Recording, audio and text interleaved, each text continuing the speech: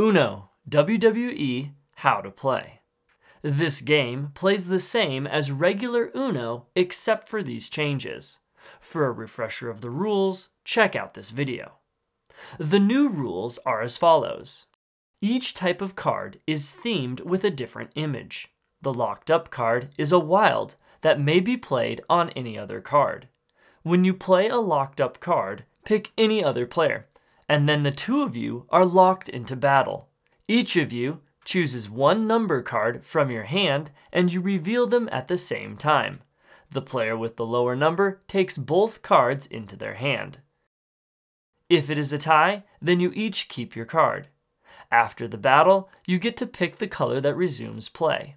If at the beginning of the game, a locked up card is the first card flipped, then the player to the left of the dealer may play any card on it. At the end of the game, each locked up card left in an opponent's hand is worth 50 points.